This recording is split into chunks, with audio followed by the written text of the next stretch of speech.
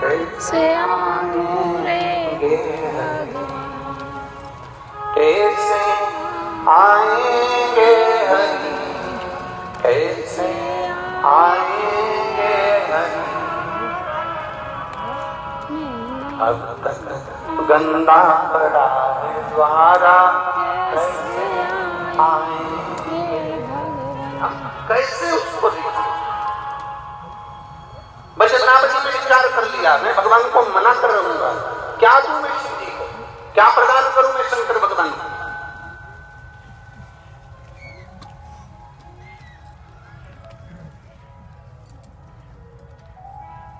क्या दें हम भगवान ईश्वर को। कार्तिक के महीने में एक बेलपत्र, 3 शमी पत्र, बहुत ध्यान दीजिएगा। कार्तिक के महीने में एक बेलपत्र, 3 शमी पत्र।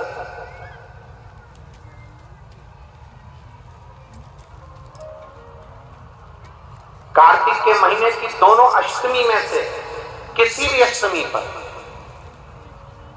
चाहे उजाले की हो चाहे अंधेरे की, शुक्ल पक्ष की हो चाहे कृष्ण पक्ष की, एक बेलपत्र, 3 शमी पत्र आप कभी दिल से, कभी मौका मिले हृदय से, दामोदर मास में, कार्तिक मास में अशोक सुंदरी वाली जगह का स्पर्श कर कर भगवान शंकर के शिवलिंग पर एक बार समर्पित कर कर देखना, और दूसरे वर्ष इंतजार करना कि तुमने कार्तिक महीने में अष्टमी के दिन बाबा को शमी पत्र और बेलपत्र दिया था, क्या बाबा ने तेरे घर में धन और वैभव दिया कि नहीं दिया।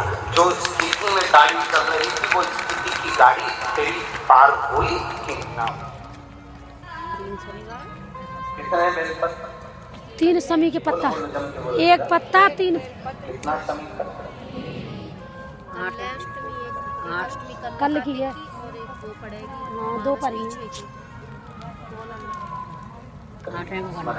जी अंधेरे की, अंधेरा पाक है जी, अंधेरा पाक है। हाँ दोनों एक ही चढ़ाना, एक बेलपत्र 3 पत्ती शमी। कार्तिक महीने में 3 पत्ता सुनना, दामोदर मास में आप 3 पत्ती का हमें शमी के पेड़ की, एक बेलपत्र का पत्ता। दोनों अष्टमी में से किसी भी अष्टमी को जब आप समर्पित करते तो चंपेश्वर महादेव का नाम लेकर, कौन से महादेव? जम के बोलो जरा, सबकी आवाज आना चाहिए। चंपेश्वर महादेव, केवल चंपेश्वर महादेव का नाम लेकर आप अशोक सुंदरी का स्पर्श कराकर शंकर भगवान के शिवलिंग पर समर्पित करें। अशोक सुंदरी तो मालूम है ना सबको।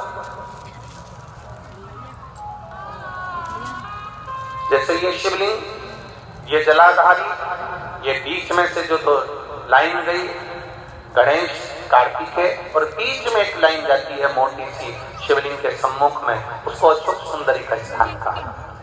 शंकर भगवान के ऊपर जो जल की जलाधारी लगती है, जिसमें से बूंद बूंद पानी गिरता है, वो भगवान शंकर की 5 बेटियां हैं जो ऊपर कलश के रूप में रखी रहती हैं, जिसमें से बूंद बूंद जल नीचे गिरता है। जया, विषहरा, शामली बारी, दौतली, देव, शिव जी की 5 बेटी, शंकर भगवान की 6ठी बेटी अशोक सुंदरी बीच में।